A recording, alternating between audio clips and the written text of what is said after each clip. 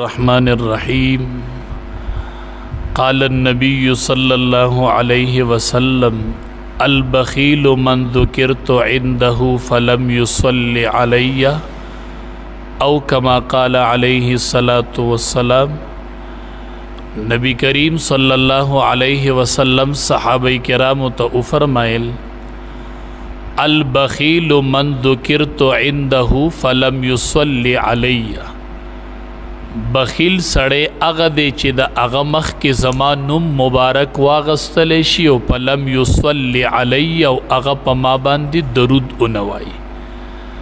د چا مخکې او د کم مجلس کې چې زما ذکر وشي نبی علیہ السلام فرمایي او څوک ما باندې درود ونه وایي او د هغه مخې ته او خوا کې زما نوم ذکر شي، د دواړو جهانو سردار فرمایي دا سړی بخیل دی او دا شوم دی.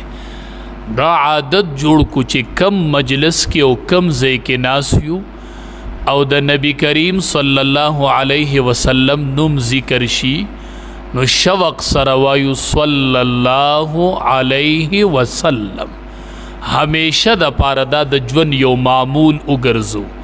دا لنډ درود دی چې کله د امام الانبیاء نبی کریم صلی الله علیه وسلم نوم ذکر شي نو شوق سره وایو صلی الله علیه وسلم. یو صحابی راغی نبی کریم صلی الله علیه وسلم ته فرمایي د الله حبیبه د دین احکام او اعمال خو ډیر زیات دي، ما ته یو داسې عمل وښیه چې هغه زه د خپل ژوند وظیفه جوړه کړم، ځان لی د خپل ژوند مشغله جوړه کړم، ما ته یو داسې عمل وښیه. نبی کریم صلی الله علیه وسلم هغې صحابي ته وفرمایل وی همیشه جبه د الله په ذکر لنده ساته، بس همیشه چې مقدر ته فارغه میلاویږي نو په جبه د الله ذکر کوه. لاره باندې روانې یوازې چا سره د خبرو ضرورت نه، تقریر نه، خونه نه، سودا نه، اغستل خرڅول نه، دکانداریو گاک لاړ شي او لږه موقع فارغی نو ځان لوایه لا اله الا الله یا وایه استغفر الله یا وایه سبحان الله وبحمده، بس جبه د الله په ذکر لنده ساته.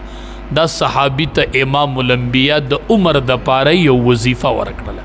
حدیث مبارک کې راځي نبی کریم صلی الله علیه وسلم فرمایي چې څوک یوه پیره ووایي سبحان الله وبحمده غرست له نخلة فی الجنه، د ده دپاره یوه کجور او یو ونه الله په جنت کې ولګوي. ښه چې یوه پیره دی ووایي سبحان الله وبحمده د ده په جنت کې یوه ونه ولګول شي، د جنت ځمکه خوشې